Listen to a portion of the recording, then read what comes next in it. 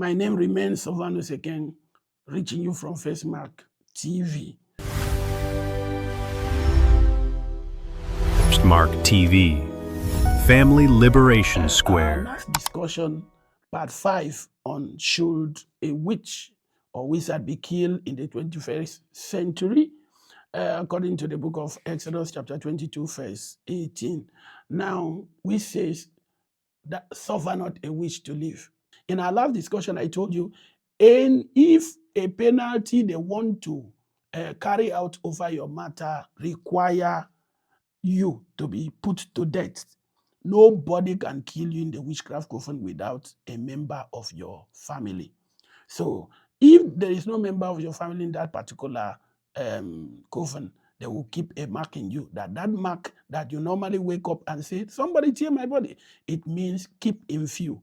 And it means that your matter was brought to the coven that night, but they were not able to conclude it. So once you see that mark, rise up and begin to fight for yourself. But if it is in the case they said, just destroy the source of his money, and they collect the money, put in the coffin, I'm telling you, from that moment, the person begin to face some predicament that he never dreamed of.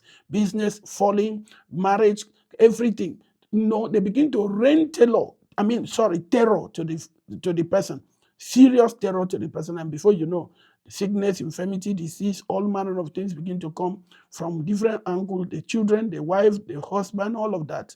Because there is a series of attack that is launched on them. If you are sound, because we have plenty churches and we have plenty Christians, but sound Christians, they know sound Christians. They themselves, they know sound Christian, because every Christian that is a true believer has a mark.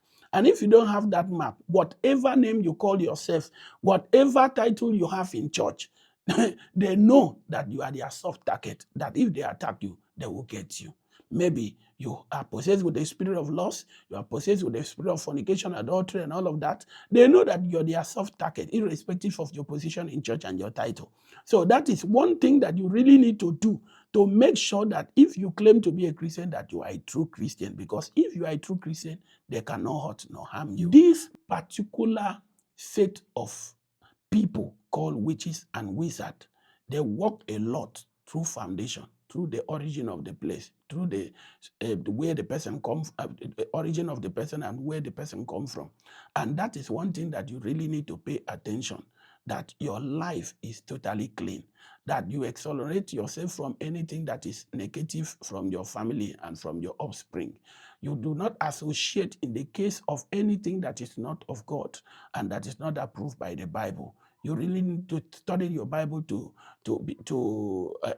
live upright, so that God in heaven can defend you over this kind of matter. And I think in part 6, we are going to now deliberate how we should defend ourselves. We should stand. This thing is from part 1 to part 10. We are now in part 5. All of this is a continuation of part 5. If you are not attacked by witchcraft spirits, it will be very difficult for the marine to control you, except you live in the coastal area or the family have an origin of marine spirit. There are some people that their great grandfather worship a particular marine spirit, and by that it has run through the vein, through the generation, that in every generation they must produce a marine priest.